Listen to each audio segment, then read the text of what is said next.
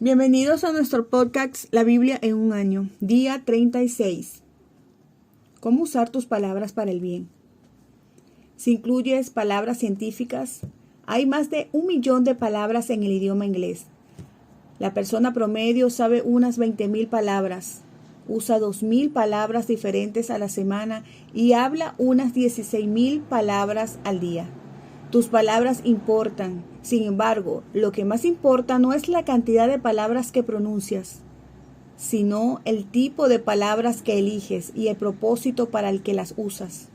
El apóstol Santiago nos dice que aunque la lengua es un miembro muy pequeño del cuerpo, es extremadamente poderosa. Santiago capítulo 3, versículo 5. En los pasajes de hoy vemos cómo se pueden usar palabras tal como las describe el apóstol Santiago, para bien o para mal. Cada día tiene un gran potencial, ya sea para destruir o para construir. En nuestros pasajes de hoy vemos 6 claves para usar tus palabras para el bien. Hoy estaremos leyendo la Biblia en la versión Nueva Biblia Viva. Ubiquémonos en el libro de los Proverbios, capítulo 4, versículos del 1 al 9. Escuchen, hijos, la corrección de un padre. Pongan atención para que adquieran inteligencia. Yo digo la verdad, no se aparten. Yo también he sido hijo. Cuando era el niño consentido de mi madre, mi padre me enseñaba y me decía, guarda en tu corazón mis palabras, obedece mis mandamientos y vivirás. Adquiere sabiduría e inteligencia, no lo olvides ni te aparte de ellas. No abandones la sabiduría, ámala y ella te protegerá. Lo más importante que debes hacer es adquirir sabiduría y también buen juicio. Ama la sabiduría y ella te engrandecerá. Aférrate a ella y te honrará. Te adornará con diadema de gracia la cabeza y te obsequiará una hermosa corona. El punto 1 que vamos a hablar, escucha palabras de sabiduría. No quiero llegar al final de mi vida y mirar atrás con pesar por las decisiones que he tomado. La sabiduría te ayuda a tomar decisiones ahora con las que estarás feliz en el futuro. En este pasaje vemos el valor de aprender de la palabra sabia y las enseñanzas de los demás. Aférrate de corazón a mis palabras, obedece mis mandamientos y vivirás. Adquiere sabiduría, adquiere inteligencia, no olvides mis palabras ni te apartes de ellas. Versículos del 4 al 5. La disposición a aprender esta es el centro de la sabiduría. Aunque requiera de un duro trabajo, tiene un valor inmenso. Antes que cualquier otra cosa, adquiere sabiduría. Versículo 7b.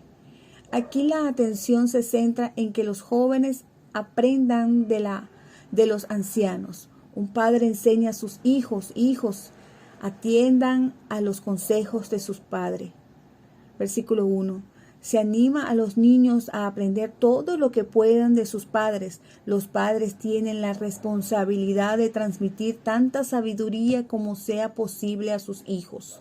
Tenemos que valorar el aprendizaje a lo largo de toda nuestra vida, estimarlo y practicarlo. Como mi abuela solía decir, el día en que deje de aprender, desearía morirme. No basta con escuchar palabras sabias, hay que llevarlas a la práctica en nuestra vida. Versículos 2, 4, 5b. Practica las palabras de Dios y adquiere sabiduría. Si adquiere sabiduría e inteligencia de las cosas, te enaltecerá, abrázala y te honrará. Te obsequiará con la más bella guirnalda y te coronará con ella. Versículos del 8 al 9. Oremos. Señor, enséñame a crecer en sabiduría y escuchar las palabras sabias, así como a practicar tus enseñanzas en mi vida. Amén. Ubícate en el libro de Mateo, capítulo 24, del 1 al 31. Mientras salían sus discípulos, le suplicaron que lo acompañara a recorrer los edificios del templo. Y él les dijo, ¿ven esos edificios? Todos serán destruidos y no quedará ni una piedra sobre otra. Una vez sentados en las laderas del monte de los olivos, los discípulos le preguntaron: ¿qué acontecimiento indicará la cercanía de tu regreso y el final del mundo? No dejen que nadie los engañe, les contestó Jesús. Muchos vendrán diciendo que son el Mesías y engañarán a un gran número. Cuando oigan rumores de guerras, no crean que ya estarán señalado mi retorno. Habrá rumores y habrá guerra, pero todavía no será el fin. Las naciones y los reinos de la tierra pelearán entre sí, y habrá hambrunas y terremotos en diferentes lugares, pero esto será solo el principio de los horrores que vendrán. Entonces a ustedes los torturarán, los matarán, los odiarán en todo el mundo por causa de mí. Y muchos de ustedes volverán a caer en pecado y traicionarán y aborrecerán a los demás. Muchos falsos profetas se levantarán y engañarán a muchas personas. Habrá tanto pecado y maldad que el amor de muchos se enfriará. Pero los que se mantengan firmes hasta el fin serán salvos. Las buenas nuevas del reino serán proclamadas en todo el mundo para que todas las naciones las oigan, y solo entonces vendrá el fin. Por lo tanto, cuando vean que aparecen en el lugar santo la desoladora impureza de que habla el profeta Daniel, preste atención el lector. El que esté en Judea, que huya a los montes. El que esté en la azotea, que no baje a hacer las maletas. Y el que esté en el campo, que no regrese a buscar la capa. Ay de las mujeres que estén encinta o que tengan niños de pecho en aquellos días. Oren para que la huida no sea en invierno ni en el día de reposo, porque como la persecución que entonces se desatará, no se habrá desatado ninguna en la historia. Si se desatara después, si aquellos días no fueran acortados, la humanidad entera perecería, pero serán acortados por el bien de los escogidos de Dios. Si en aquellos días alguien les dice que el Mesías está en ese lugar o en el otro, o que apareció aquí o allá, o en la ciudad de más allá, no lo crean, porque se levantarán falsos cristos y falsos profetas que realizarán milagros extraordinarios con los cuales tratarán de engañar aún a los escogidos de Dios. Por lo tanto, repito, si alguien les dice que el Mesías ha regresado y está en el desierto, no se les ocurra ir a verlo. Y si les dicen que está escondido en cierto lugar, no lo crean, porque mi venida será tan visible como un relámpago que cruza el cielo de este a oeste. Y los buitres se juntarán donde esté el cuerpo muerto. Una vez que la persecución de aquellos días haya cesado, el sol se oscurecerá, la luna no dará su luz, y las estrellas del cielo, los poderes que están sobre la tierra, se conmoverán. Entonces aparecerá en el cielo la señal de mi venida, y el mundo entero se ahogará en llanto al verme llegar en las nubes del cielo con poder y gran gloria. Y enviaré a los ángeles delante de mí para que con toque de trompeta junten a mis escogidos de todas partes del mundo. En el punto 2, aférrate a las palabras de Jesús. ¿Cuándo se acabará el mundo? ¿Cómo será su final? Las palabras que Jesús dirige aquí a sus discípulos trata acerca del futuro, respondiendo a sus preguntas sobre la caída de Jerusalén, la cual sucedió en el 70 después de Cristo, y sobre el final de los tiempos. La pregunta está en Mateo 24:2. El pasaje puede parecer confuso, pues es difícil desenredar los dos temas. El propósito de Jesús no era dar una cronología específica del futuro, sino ayudar a que sus discípulos no se preocuparan o se distrajeran por lo que iba a pasar. Jesús dice que al final de esta sesión que empieza hoy y termina mañana. Jesús dice, el cielo y la tierra pasarán, pero mis palabras jamás pasarán. Versículo 35. Hay mucha incertidumbre acerca del final de los tiempos. Aún así, algunas cosas están claras. Habrá muchos falsos profetas. Versículos del 4 al 5, del 23 al 26. Habrá mucha confusión, persecución, división e incluso caídas. Versículos del 6 al 12. El amor de muchos se enfriará. Versículo 12. Cuando todo esto suceda será evidente para todos. Versículos del 27 al 31. La primera vez Jesús vino en debilidad. La segunda vez que venga regresará en poder. Versículos 27, versículos del 30 al 31. Mientras esperas el regreso de Jesús, aférrate a su palabra y niégate a dejar que tu amor se enfríe. Versículo 12. Es muy importante mantener tu corazón encendido de amor por Él, recordando tu primer amor. Apocalipsis 2:4. ¿Cómo escribe Joyce Meyer? Estimula el amor en tu vida hacia tu cónyuge y hacia tu familia, amigos, vecinos y compañeros de trabajo. Comunícate con otras personas que están sufriendo y en necesidad. Ora por las personas y bendícelas. Crezca hasta el punto de que uno de tus primeros pensamientos cada mañana en tu corazón sea sobre cómo puede bendecir a otra persona ese día. El punto 3, discierne las palabras proféticas. La profecía es un don del Espíritu Santo. Escucha atentamente las palabras del profeta. Este pasaje nos recuerda la importancia de las profecías genuinas, aunque ninguna de las profecías modernas tenga el mismo nivel de autoridad que las de las Escrituras. Tenemos que distinguir las profecías verdaderas de las falsas. Jesús nos advierte contra los falsos profetas que surgirán y engañarán a muchos. Mateo 24:11. Nos avisa de que los falsos profetas tratarán de engañar al pueblo diciéndole, yo soy el Cristo, versículos del 4 al 5. Miren, aquí está el Cristo, allí está, versículo 23. Jesús nos dice que no les creamos. Son falsos mesías y falsos profetas, versículo 24, que surgirán por todas partes. Por otro lado, Jesús reafirma las palabras de los verdaderos profetas. Anuncia que las palabras que habló el profeta Daniel se cumplirán. Versículo 15. Ver Daniel, capítulo 9, versículo 27, capítulo 11, versículo 31, capítulo 12, versículo 11.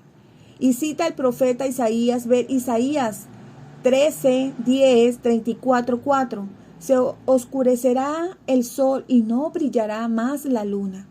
Las estrellas caerán del cielo y los cuerpos celestes serán sacudidos. Mateo 24, 29. De hecho, en su descripción de su regreso, versículo 27 en adelante, ver especialmente el versículo 30, sostiene implícitamente que es el Hijo del Hombre mesiánico profetizado por Daniel. Ver Daniel capítulo 7, versículo 13. El punto 4, pronuncia palabras que transformen vidas.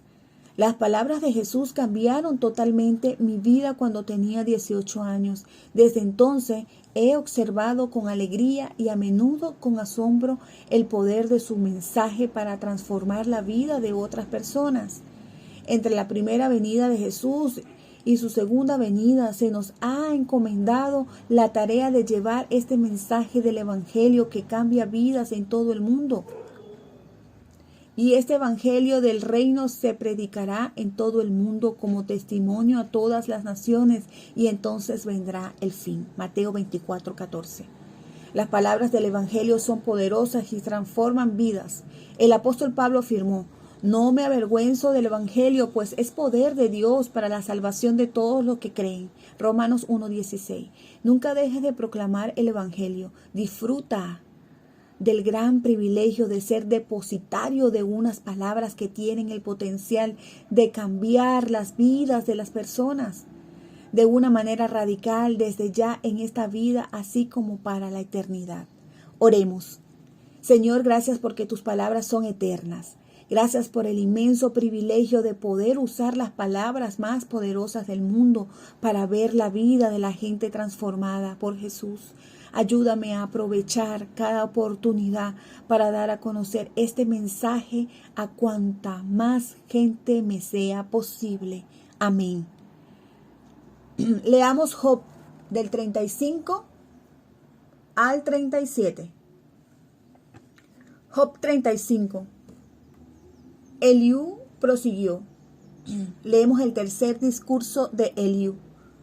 ¿Crees que está bien que tú declares, no he pecado, pero no por ello me va mejor delante de Dios? Yo te responderé, y también a todos tus amigos. Mira al cielo muy por encima de ti. Si pecas, ¿conmoverás con ello el cielo y derribarás a Dios de su trono? Aunque peques una y otra vez, ¿en qué lo afectarás a Él? O si te portas bien, ¿le estarás haciendo un gran favor? Tus pecados pueden dañar a otros hombres, o tus buenas acciones causarle provecho. Los oprimidos pueden gritar bajo sus malas y gemir bajo el poder de los ricos, pero ninguno clama a Dios preguntando, ¿dónde está Dios mi hacedor, que da cánticos en la noche y nos hace un poco más sabio que los cuadrúpedos y las aves? Cuando alguno le lanza esta pregunta, nunca responde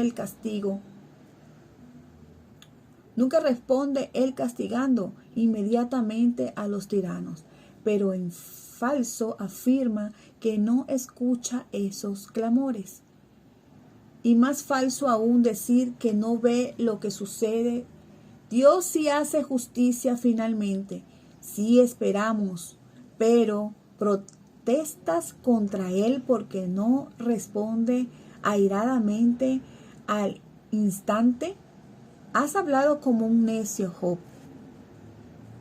Job 36. Cuarto discurso de Eliú. Eliú prosiguió. Permíteme continuar y te mostraré la verdad de lo que digo, porque aún no he terminado mi defensa de Dios. Voy a presentarte muchos ejemplos de la justicia de mi Hacedor. Te estoy diciendo la pura verdad, pues poseo conocimiento bien equilibrados. Dios es todopoderoso y sin embargo a nadie menosprecia. Es perfecto en su entendimiento, no recompensa con sus bendiciones a los malvados, sino que les da la justa medida de su castigo. No se desentiende de los buenos, por el contrario, los honra colocándolos en tronos eternos. Si les viene tribulaciones y se ven esclavizados y afligidos, Él se toma el trabajo de indicarles la razón, lo que haya hecho de malo o en qué se han portado altivamente. Les ayuda a escuchar su instrucción para que se aparten de su pecado. Si lo escuchan y obedecen, serán bendecidos con dicha y prosperidad toda su vida. Si no lo escuchan, perecerán en batalla y morirán por su falta de sensatez. Pero los impíos cosechan la ira de Dios, ni siquiera se vuelven a Él cuando lo castiga. Mueren en su juventud, luego de vivir disipada y depravadamente.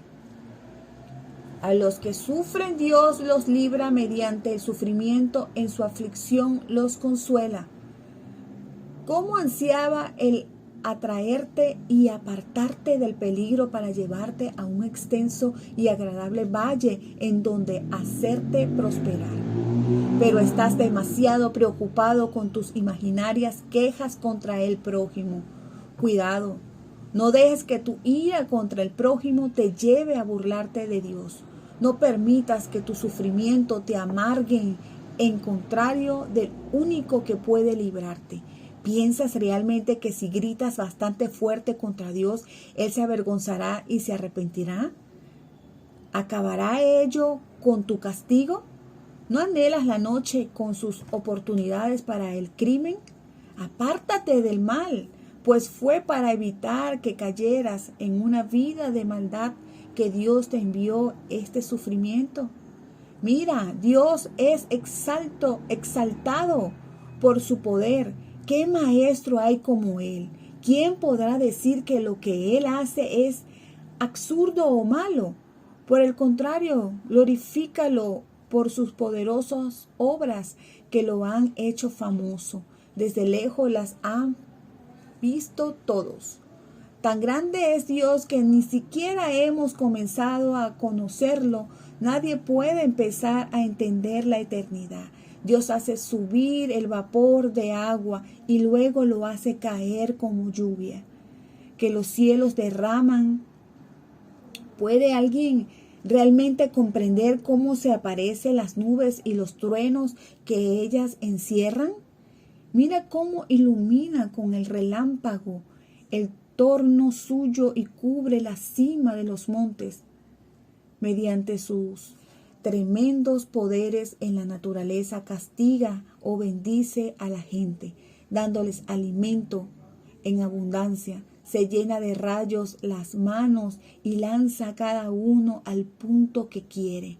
Sentimos su presencia en el trueno. Sirva esto de advertencia a todos los pecadores.